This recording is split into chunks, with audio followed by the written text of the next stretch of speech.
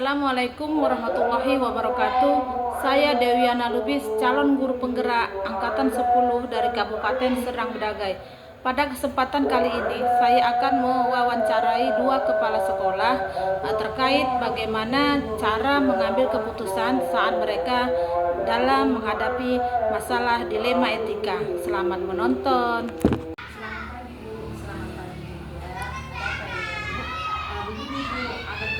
Dari CGP saya, Bu, kami ditugaskan untuk mewawancarai beberapa orang kepala sekolah. Saya inisiatif kami di kepala sekolah saya, itulah yang saya wawancarai. Boleh ya, Bu? Ya, tentu saja. Silakan, Bu. Tentu Ibu selama menjadi kepala sekolah di sini ataupun sekolah Ibu yang lama, pastilah Ibu sering mengalami kasus-kasus, baik itu kasus dilema etika ataupun rujukan moral. Pertanyaan saya, Bu, bagaimana cara Ibu mengidentifikasi kasus-kasus tersebut, Bu? Tentunya kalau kita menghadapi sebuah kasus, kita bisa melihat apakah itu dilema etika atau kasus dilema moral. Pertama, kalau kasus itu terdapat ada dua hal pertimbangan dan kedua-duanya sama benar, berarti itu kasus dilema. Tetapi jika di kasus ini terdapat kebenaran dan melawan kesalahan, berarti itu termasuk dalam kasus rujukan moral. Jadi kita harus dapat memilih salah satu di antara kedua kasus tersebut. Kemudian lagi kita harus dapat memilih yang paling benar di antara dua kebenaran. Mana yang paling benar? Jadi dilema etika itu suatu kasus yang benar lawan benar, ya, Bu. Sedangkan rujukan moral itu kasus yang benar lawan salah. Iya. Jadi pertanyaan selanjutnya, kira-kira bagaimana cara Ibu dalam mengambil langkah dalam menghadapi dua kasus itu, dalam mengambil keputusan? Meskipun kita tahu itu dua-duanya bagus ini, karena kalau yang kasus dilema etika tadi itu kan dari permasalahan benar melawan masalah yang benar juga. Kemudian kalau yang dilema rujukan moral itu melawan kasus yang melawan benar melawan yang salah.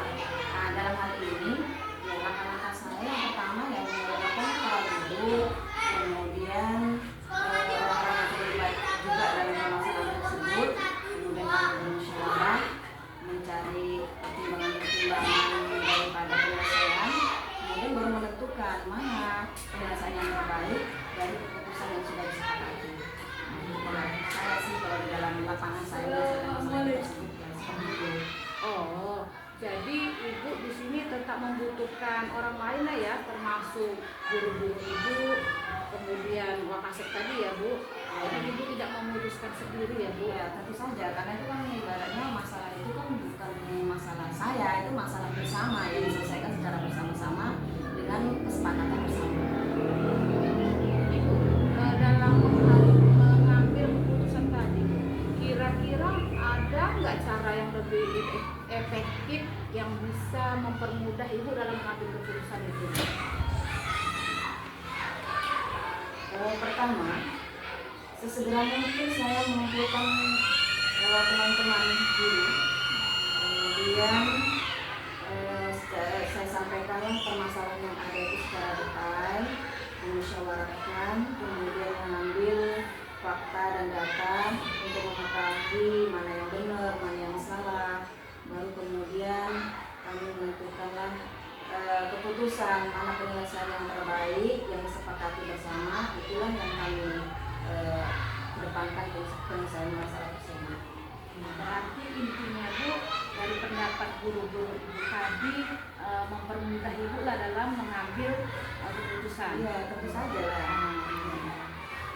Gini, Bu, selama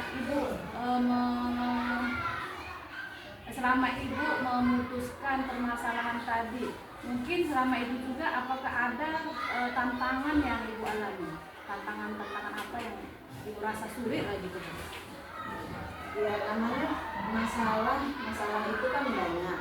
Ada masalah ringan yang itu bisa kami selesaikan secara langsung.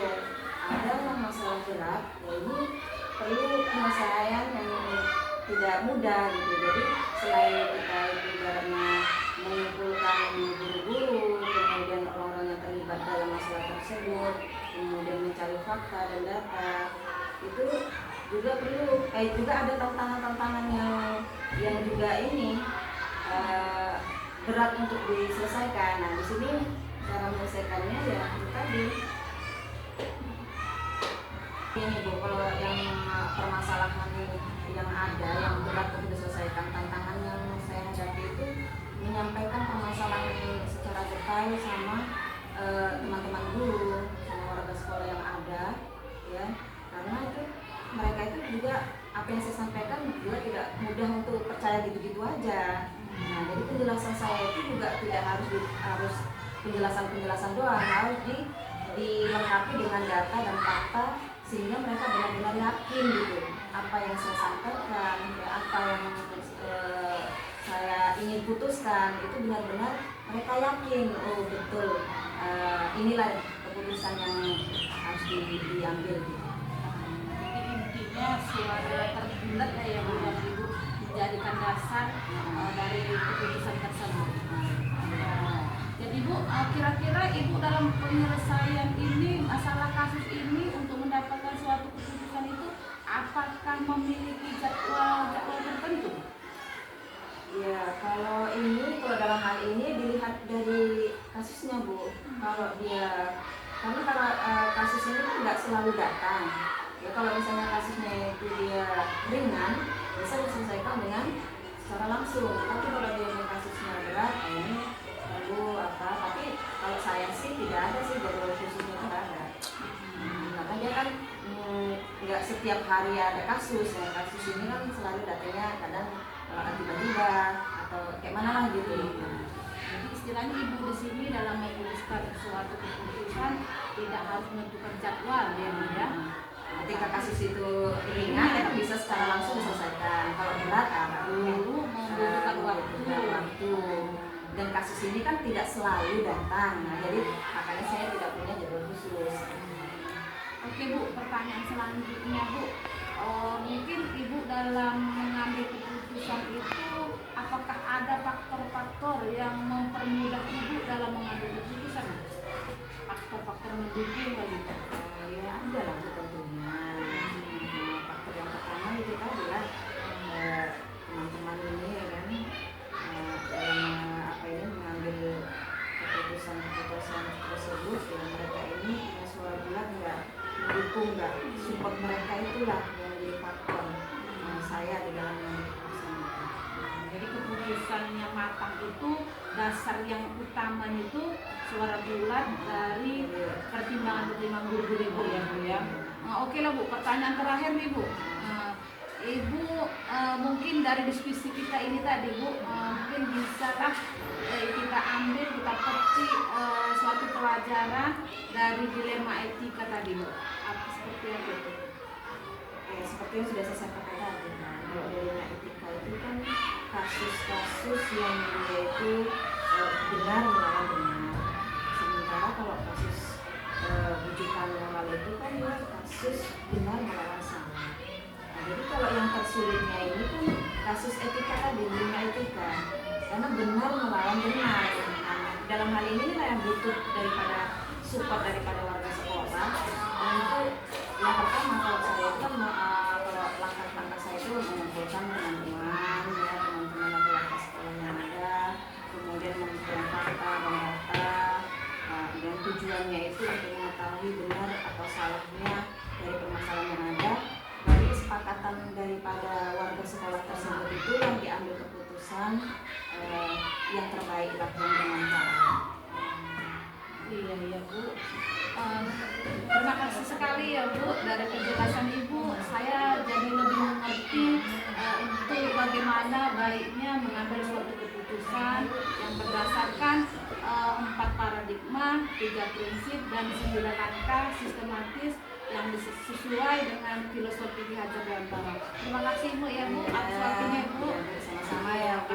Semoga bermanfaat ya Bu. Iya Bu, makasih ya Bu. Wawancara kedua. Selamat pagi Bu. Apa kabarnya Bu? Tiba-tiba datang kemari. Ada apa nih Bu? Saya sehat Bu. Maaf ya Bu mengganggu waktunya sebentar. Begini Bu, saya kan mengikuti program CGP angkatan 10. Kemudian ada tugas kami Bu dalam mewawancarai beberapa kepala sekolah. Jadi saya inisiatif ke sekolah Ibu karena dekat dari sekolah saya Bu. Nah, Ibu merasa terganggu atau gimana Bu? Enggak apa-apa. Boleh ya Bu, sebentar ya Bu. Iya Bu, wawancara saya kali ini Bu, saya ingin meminta pengalaman Ibu selama Ibu menjadi pimpinan di sini terkait pengalaman Ibu dalam mengambil keputusan Bu. Menurut Ibu bagaimana kasus dilema etika atau bujukan moral selama kepemimpinan Ibu mungkin Ibu pernah mengalami. Menurut pendapat Ibu seperti apa? Jadi kalau dilema etika itu kan biasanya kasusnya itu terdapat benar lawan benar. Kemudian kalau bujukan moral itu adalah kasus di mana kasus itu benar melawan yang salah. Nah, jadi dari dua kasus tersebut yang menjadi dilema ya dilema etika gitu yang pernah kami alami di sekolah kami lah. Kemudian Bu, bagaimana kira-kira cara Ibu dalam mengambil langkah-langkahnya dalam menghadapi kasus itu untuk mengambil suatu keputusan ya Bu? Jadi kalau menurut saya langkah-langkah yang saya ambil untuk mengambil keputusan tersebut, jadi di sini kita pertama mengidentifikasi orang-orang yang terlibat dan mencari data dan fakta yang bertujuan untuk mengetahui mana yang benar dan mana yang salah. Jadi seperti itu ya Bu. Oke Bu, selama itu ketika Ibu menghadapi kasus dilema etika tersebut, cara yang bagaimana yang Ibu rasa yang lebih efektif dalam mengambil keputusan itu Bu? Pertama sekali saya itu mengumpulkan guru-guru, kemudian saya menyampaikan secara detail apa permasalahan tersebut. Lalu kita lihatlah dari regulasi apa dari kasus ini, gitu. Kemudian kita rekap dan kita kumpulkan data yang mana yang baik, gitu. Jadi mana yang paling baik, kemudian dari hasil keputusan itu kita kita diskusikan bersama gitu kan Bu, mengutamakan mana yang lebih manfaatnya itu yang paling baik untuk semua orang lah gitu Bu. Jadi yang pertama Ibu mengumpulkan guru-guru Iya, Bu, mengumpulkan semua guru-guru, kami berdiskusi, mencari solusinya lah ya, ya, mencari solusi mana pendapat yang lebih baik, itulah yang kami Ibu ambil ya. kami ambil. Nah, jadi Bu, kira-kira selama Ibu memutuskan keputusan itu ada nggak hal-hal yang Ibu rasa sulit atau menjadi tantangan bagi Ibu ketika memutuskan suatu keputusan itu Bu? Selama saya menjadi Kepsek, tantangan di dalam mengambil keputusan itu ketika saya menyampaikan dan meyakinkan permasalahan-permasalahan yang ada gitu. Dan ketika saya mengambil keputusan itu untuk menyelesaikan masalah tersebut kepada warga sekolah, misalnya itulah tantangan saya sebagai kepala sekolah. Tantangannya Ibu merasa sulit lah ya Bu ya, meyakinkan Sulit.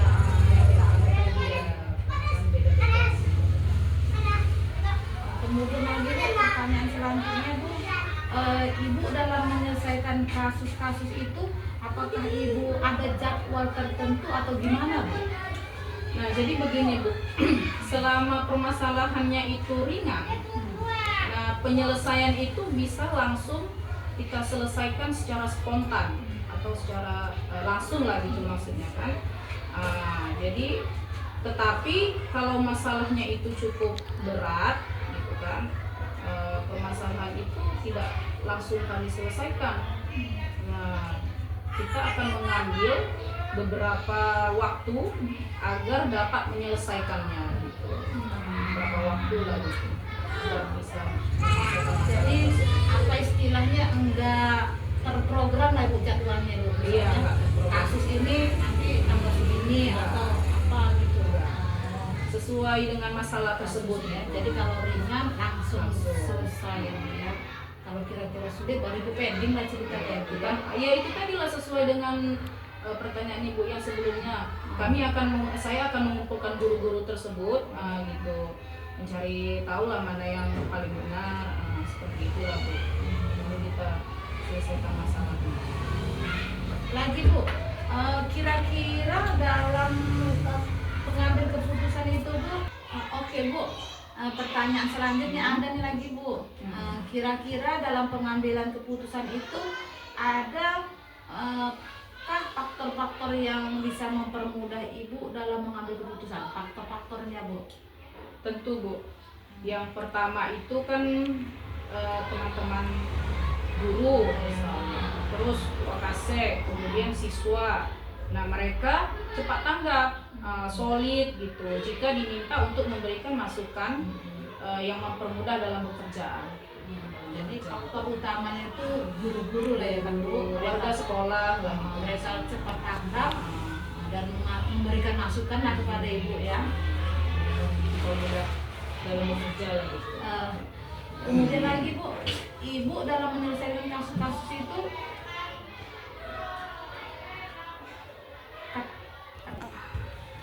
baik Bu, pertanyaan terakhir ya Bu. Ya Allah, maaf ya Bu mengganggu waktunya. Ini Bu pertanyaan terakhir Bu. Ibu mungkin kan ulang lagi Bang. Baik Bu, pertanyaan terakhir nih Bu. Mungkin dari diskusi kita ini Bu, kira-kira mungkin ada yang bisa Ibu petik dari pelajaran mengenai dilema etika tadi Ibu. Jadi yang bisa kita petik dari diskusi kita ini tadi mengenai tentang dilema etika itu, ya. Ini kan mengenai tentang masalah atau kasus-kasus gitu kan Bu. Nah, hendaklah kita itu segera mungkin bisa menyelesaikannya supaya tidak ada hal-hal yang tidak diinginkan.